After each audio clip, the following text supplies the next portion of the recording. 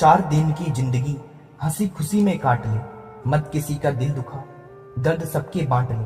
कुछ नहीं है साथ जाना एक नेकी के सिवा, कर भला होगा भला गांठ में ये बांध ले। प्राचीन चीन में 3 बूढ़े भिक्षु रहते थे। उनका नाम किसी को नहीं पता, क्योंकि अपना नाम उन्होंने कभी किसी को बताया ही नहीं। कोई उन्हें नाम से नहीं जानता था। वो जाने जाते थे 3 हंसने वाले भिक्षुओं के नाम से। वो भिक्षु थे, पर ना तो उन्होंने कभी कोई शिक्षा दी, ना कोई उपदेश दी, ना किसी बात का जवाब दिया। वो केवल और केवल एक ही काम करते थे, वो सिर्फ और सिर्फ हंसते थे। वो तीनों एक साथ यात्रा करते, एक गांव में प्रवेश करते और चौराहों के बीचों बीच खड़े होकर हंसते। वे पूरी समग्रता के साथ हंसते। वो ऐसे हंसते मानो हंसना ही उनकी साधना हो, हंसना ही उनका तप और उनके प्रण हो। वहां मौजूद हर कोई उनकी हंसी की तरफ खींचा चला जाता और धीरे धीरे वहां एक भीड़ जमा हो जाती, और उस भीड़ में कोई भी व्यक्ति ऐसा ना होता जो उनके साथ हंस ना रहा होता। जब पूरे गांव में हंसी की लहर दौड़ जाती तो उसी क्षण वे दूसरी गांव के लिए निकल जाते। उनकी प्रार्थनाएं, उनके उपदेश और उनकी शिक्षाएं केवल और केवल हंसी ही थे। उनको हंसता देख लोग अपने सारे दुख दर्द भूल जाते और उनके साथ हंसने लगते। उनके जैसा आध्यात्मिक गुरु ना तो चीन में कभी था, ना कभी हुआ। वो धीरे धीरे चीन में प्रसिद्ध होने लगे।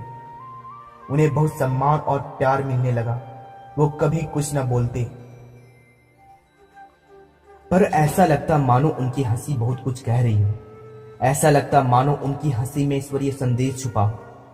ऐसा लगता जैसे उन्होंने ब्रह्मांड के मजाक को समझ लिया हो, प्रकृति के रहस्य को जान लिया हो। वो एक गांव से दूसरे गांव यात्रा करते और लोगों को आनंद से भरते।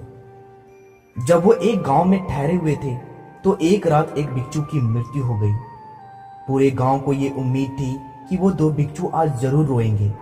लोग दूर दूर से इकट्ठा होने लगे इस नाट्य घटना का गवाह बनने के लिए कि वो आज 2 भिक्षु कैसे रोएंगे। ये घटना अस्मरणीय होगी, क्योंकि आज तक उन्होंने तीनों को केवल हंसते हुए ही देखा था। पर सारा गांव यह देखकर आश्चर्यचकित हो गया कि वो दोनों भिक्षु मृत भिक्षु के सामने खड़े होकर और भी जोर जोर से हंस रहे थे। वो हंसते हंसते लोटपोट हो रहे थे। गांव के लोगों ने समझाया कि उन्हें आज हंसना नहीं चाहिए, उन्हें तो शोक मनानी चाहिए। उस दिन भिक्षुओं ने पहली बार कुछ बोला। उन्होंने कहा कि हम हंस रहे हैं इस भिक्षु की जीत पर, हम जश्न मना रहे हैं क्योंकि ये जीत गया, और ये जीत गया वो शर्त जो कल रात हमने रखी थी कि कौन पहले मरकर अन्य 2 को हराए। हम हंसकर इस जीत की खुशी मना रहे हैं। कई वर्षों से हम साथ रहे, साथ हंसे, और आज इसे अंतिम विदाई देने का बेहतर तरीका और कोई नहीं हो सकता। हम केवल हंस सकते हैं। लोगों ने महसूस किया कि मृत भिक्षु का चेहरा ऐसे मालूम पड़ रहा था कि वे भी इन दोनों के साथ हंस रहे हो। चीन में मृत व्यक्ति को धोने और कपड़े बदलने की परंपरा थी, पर मृत भिक्षु ने अपने साथियों से ऐसा न करने को कहा। उसने कहा, मेरे शरीर को ना तो धोना और ना ही मेरे कपड़े बदलना, क्योंकि मैं कभी अशुद्ध हुआ ही नहीं। हंसी की फुहारें मुझ पर इतनी बरसी कि अशुद्धता रही ही नहीं।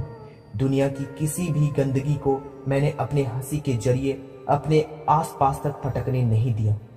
मृत भिक्षु को उन्हें कपड़ों के साथ चिता पर रख दिया गया, और जैसे ही आग लगी तो कपड़े चटकने लगे।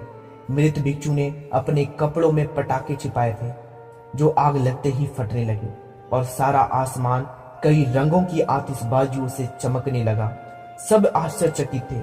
सब दिशाओं में रंगीन फैल गई, और देखते ही देखते सारा गांव जोर जोर से हंसने लगा। वो भिक्षु जाते जाते भी पूरे गांव को एक बार फिर से हंसा गया। वो भिक्षु सिखा गया ब्रह्मांड के उस रहस्य को कि हंसो, क्योंकि हंसना सिर्फ मनुष्य के भाग में है। हंसो क्योंकि हंसना आपके द्वारा की गई प्रार्थनाओं में सर्वश्रेष्ठ है। हंसो क्योंकि मुस्कुराहटें आत्माओं का चुंबन है।